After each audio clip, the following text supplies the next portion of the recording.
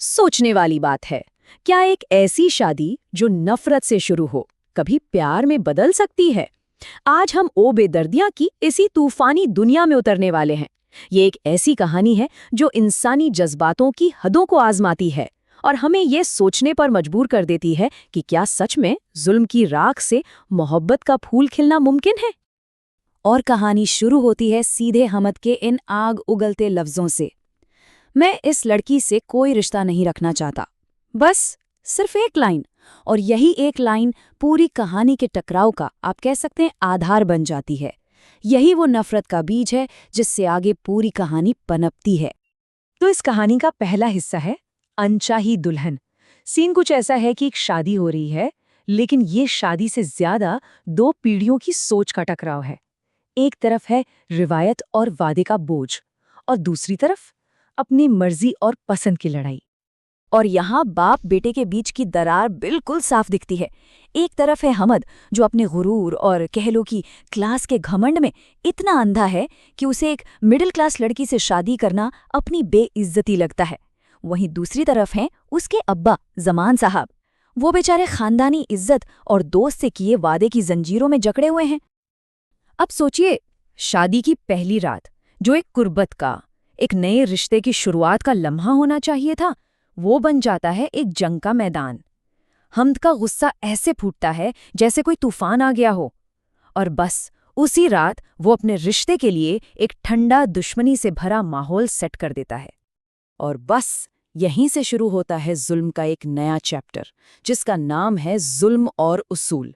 अब हमदान का सिर्फ मुंह से इनकार करना काफी नहीं था। नहीं, अब ये एक सोची समझी, एक बेदर्द साजिश में बदल जाता है रमीन के खिलाफ।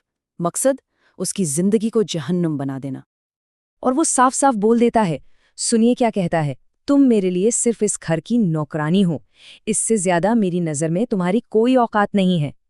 ये सिर्फ लफ्ज नहीं है, ये एक इंसान को उसके दर्जे से गिराने, उसकी पहचान को ही मिटा देने की एक जालिमाना कोशिश है। और ये सिर्फ बातें नहीं थी। ध्यान दीजिए, हमद ने रमीन पर ऐसे जालिमाना उसूलों का जाल बिछाया कि उसकी आज़ादी ही छिन गई। उसे अपने ही घर में एक कैदी बना दिया गया। हर एक रूल, हर एक हुक्म बस उसकी बेबसी को और बढ़ाने के लिए था। शादी के बाद की पहली सुबह का जिक्र करते हैं।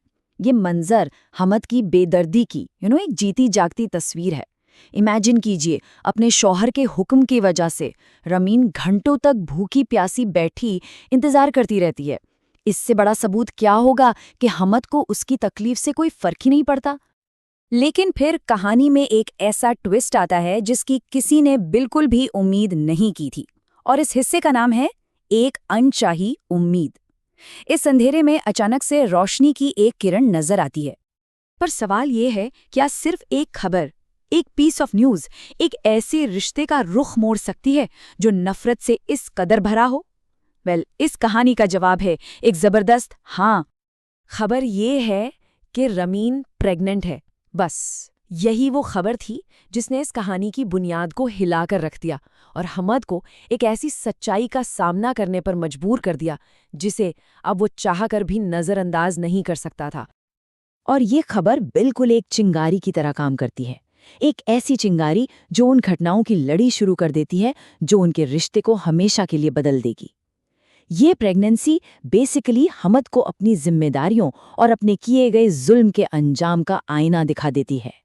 तो इसके बाद शुरू होता है हमदाद का ट्रांसफॉर्मेशन। अगला चैप्टर है शौहर का बदला रूप। यहाँ हम उसके कैरेक्टर में एक धीमा लेकिन बहुत गहरा बदलाव देखते हैं, क्योंकि अब वो बाप बनने की हकीकत से डील कर रहा है। लेकिन देखिए, ये बदलाव कोई रातों रात नहीं होता। ये धीरे धीरे पिघलती बर्फ जैसा है। जैसे अपनी शादी की सालगिरह पर वो लड़ता तो है, पर घर छोड़कर नहीं जाता। दूसरे महीने तक उसकी सेहत की फिक्र करने लगता है। चौथे महीने तक तो आने वाले बच्चे के मुस्तकबिल में, मतलब फ्यूचर में, हिस्सा लेने लगता है। और छठे महीने तक वो एक परिवार के आइडिया को अपनाने लगता है। और फिर आता है वो टर्निंग पॉइंट, वो लम्हा जब हमाद सबके सामने, पूरे परिवार के सामने रमीन को डिफेंड करता है। ये उसके बदलाव का एक बहुत बड़ा, बहुत इंपॉर्टेंट मोड़ है। ये दिखाता है कि अब उसे अपने परिवार की राय से डर नहीं लगता। अब वो रमीन को अपनी जिम्मेदारी मानता है। हमद का बदलाव तो उसके लफ्जों में साफ दिखता है। कहाँ वो उसे नौकरानी कहता था और कहा अब वो उसे कहता है कि तुम बहुत खूबसूरत लग रही हो। सोच के देखिए, ये सफ़र, ये उसके नज़रिए में आए ज़मीन आसमान के फ़र्क का सबूत है।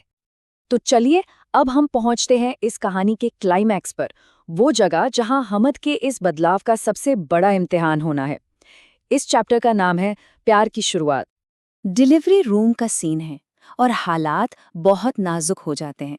रमीन की जिंदगी दांव पर लग जाती है और तब हमद को पहली बार उसे हमेशा के लिए खो देने का असली खौफ महसूस होता है।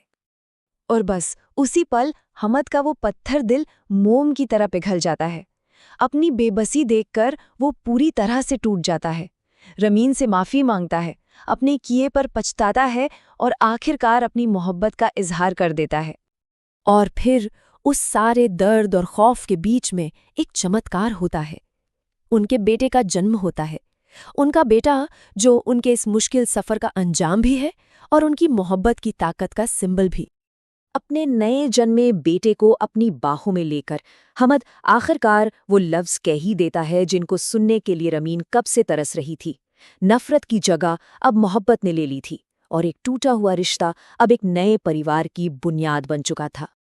तो आखिर में ये कहानी हमें एक बड़े सवाल के साथ छोड़ जाती है।